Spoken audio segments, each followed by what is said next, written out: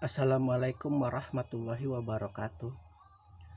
Auzubillahi minasyaitonirrajim. Bismillahirrahmanirrahim.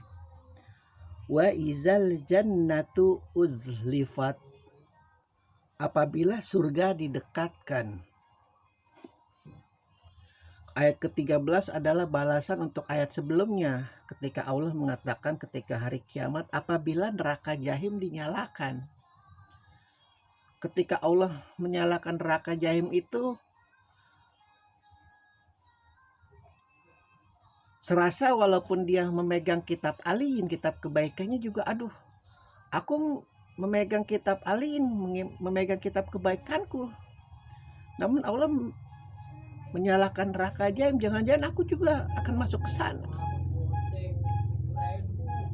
Jangan-jangan juga aku akan terjerembab ke dalamnya, karena ini api yang sangat luar biasa. Bahkan kalau logikakan itu titik api yang paling panas adalah hitam. Bisa saja itu neraka jahim hitam bentuknya. Tidak merah, tidak biru, tidak ungu seperti yang kita saksikan di bumi. Karena kalau titik api yang paling panas adalah hitam. Itu yang dihasilkan dari jelaga-jelaga yang di pantat kuali itu paling panas, itu paling bawah. Kita lihat tuh kalau paling bawah pantatnya udah paling hitam. Dan untuk menenangkan hati mereka yang mendapat kitab kebaikan mereka selama hidup, kerja keras mereka untuk dekat kepada Allah, kerja keras mereka untuk senantiasa lurus kepada Allah, kerja keras mereka senantiasa untuk berpikir positif kepada Allah. Allah menenangkan mereka dengan surga yang didekatkan kepadanya. Kalau dikatakan apabila surga didekatkan, ini artinya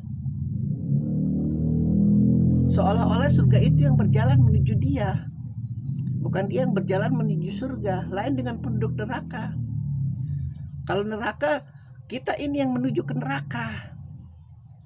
Ini wallahu alam lah, namanya juga mistik, ilmu gaib. Pengetahuan mistik itu artinya tidak bisa dilogikakan, namun bisa dipahami, bisa dinalar. Itu bedanya Islam dengan agama yang lain, dengan kepercayaan kepada dewa-dewa, percayaan kepada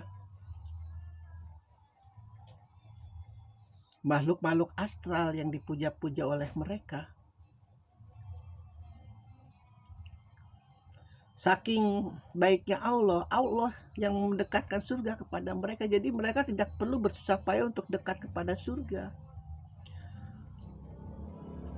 Walaupun timbangannya itu hanya sebesar biji zarah, sebesar atom, bahkan sebesar virus corona, bahkan sepermiliar dari virus corona, itu ukurannya dia lebih baik daripada pahala keburukannya. Itu sudah termasuk mereka yang mendapatkan pahala yang terbaik adalah surga. Sekali lagi, ini bukan marketing surga, ini bukan marketing neraka. Bisa jadi ini yang sedang berbicara akan masuk neraka juga kalau tidak baik dalam langkah hidupnya. Hanya menerangkan tentang Al-Quran. Apalagi kita KTP-nya Islam. Kita meyakini Rasulullah Nabi kita. Kita meyakini para nabi itu berusaha untuk mengajak kita kepada Allah. Dan Al-Quran adalah kitab terbaik. Bedanya kitab Al-Quran dengan Taurat, Injil yang sedang beredar sekarang dan Zabur yang sudah menghilang adalah penjelasan yang paling detail tentang surga dan neraka.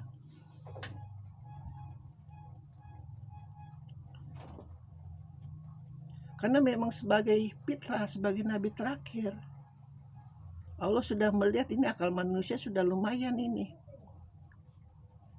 Sudah bisa berpikir, sudah bisa menalar, sudah bisa lebih baik dalam membedakan yang baik dan benar. Meskipun pada zaman Rasulullah itu jahiliyahnya luar biasa. Kerajaan Persia dan kerajaan Roma itu luar biasa terjerembab ke dalam kemaksiatan. Tauhid sudah hampir menghilang. Sekali lagi seperti yang diterangkan di ayat-ayat sebelumnya. Kalau tidak ada Rasulullah, ilmu tauhid itu mungkin hanya di pojokan. Di dalam perpustakaan ilmu pengetahuan. Paling pojok mungkin tentang Allah.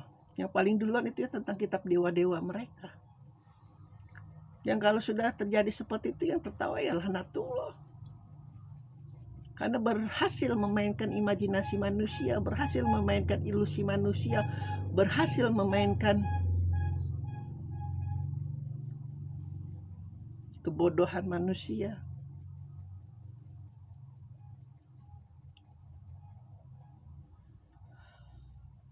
Muhammad itu hanya fisik. Sekali lagi, hanya fisiknya yang bodoh. Dalam hal ini tidak bisa membaca karena memang digaibkan oleh Allah. Namun secara nurani, secara batin dia paling maha pintar. Bahkan dia berkata, aku adalah kota ilmu. Dan pintuku adalah Ali. Ini kata-kata yang tinggi. Dia tidak mencap sebagai dirinya, aku adalah orang yang paling berilmu, bukan. Percuma kalau dia hanya berilmu namun tidak mendirikan sebuah kota, tidak mendirikan sebuah negeri. Untuk apa ilmunya hanya ditelan sendiri? Muhammad mengatakan aku adalah kota ilmu, artinya dia adalah puncak dari segala ilmu manusia yang nanti akan datang berbondong-bondong mempelajari Islam. Sebuah kota.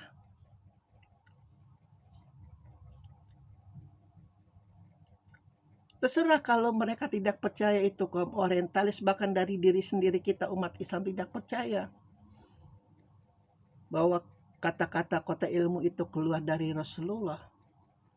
Namun ini hadis yang sahih, bahkan Sunni dan Syiah pun mengamininya.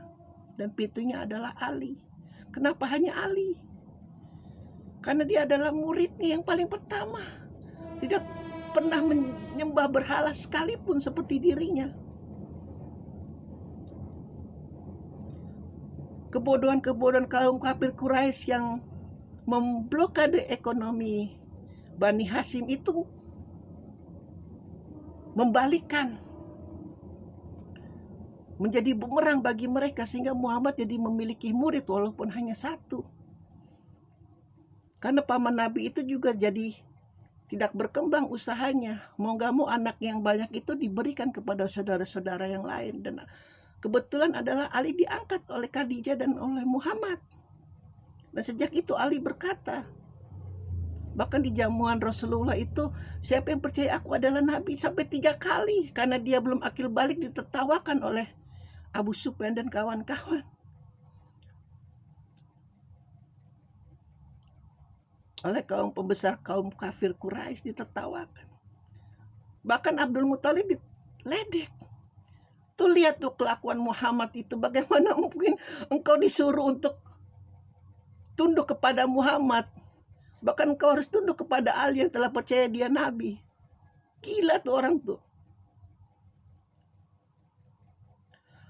Karena jiwa mafia dia itu, jiwa ketua sebagai geng penyembahan berhala itu udah menutupi hatinya. Makanya orang kafir itu dibilang bukan orang yang seperti Nasrani, kaum domba yang tersesat, atau seperti kaum Yahudi yang lebih hina dari babi, tapi menutup diri. Rasulullah baik mengingatkan, ini udah gak benar, ini Mekah ini. Hajar Aswad yang ditancapkan oleh Ibrahim sudah dikeliling oleh berhala, dan aku diperintahkan oleh Allah untuk membebaskan Mekah untuk dari berhala. Siapa yang percaya aku Nabi? 3 kali Ali, karena dia belum akil balik, ditertawakan. Makanya pintunya adalah dia. Dari sejak itu, keluaran Rasulullah, kebaikan Rasulullah, lafaz Rasulullah, gaya bicara Rasulullah itu sudah merasuk ke Ali. Bukannya kan ada tendensi sebagai Syiah, bukan. Di banyak kaum Sunni juga meyakini bahwa Ali lebih baik dari para sahabat yang lain.